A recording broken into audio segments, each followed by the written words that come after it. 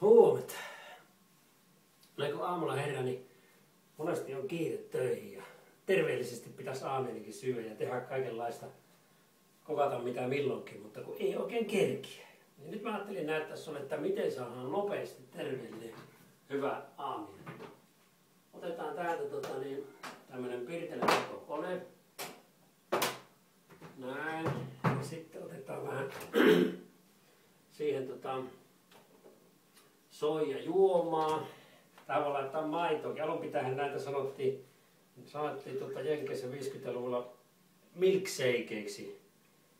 Eli kaveri käänti sen minusta hauskasti se puhuu maitoheilutuksesta. Tavallista maitoa voi laittaa mistä tykkäät, raakamaitoa ja mehuakin voi siihen käyttää. Sitten se ravinto saadaan tämmöisestä terveellisestä ateriajauheesta, jota mulla on tämmöisissä valmiissa annospusseissa, eli tosta vaan pussi auki ja kaikki jauheet tarkasti tänne purkkiin näin. Ja sitten heilutellaan tätä.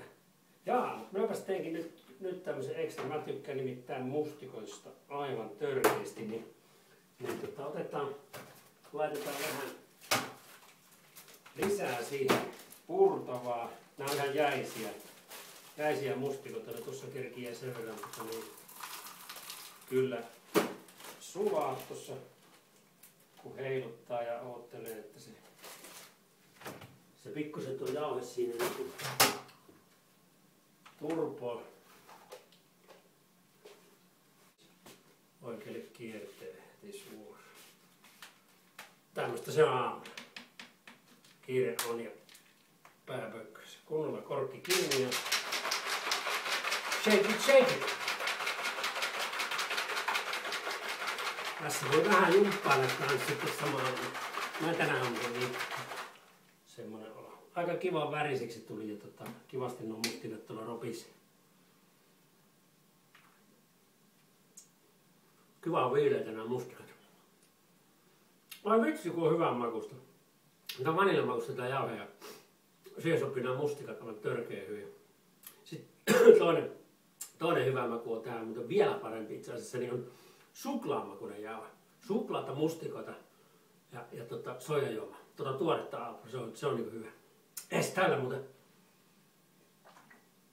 Tällä muuten pärjää varmaan kuin aamupäivä. Yes! Niin hei, otatko aikaa kauan kun aamiaisen valmistaminen ja syönti kesti? 1,5 minuuttia valmistaminen ja 1,5 minuuttia taas haluaa oikein hivistellä, niin 3 minuuttia. Vaikka kello soimaan 5 minuuttia ennemmin, niin saat terveellisen aterian.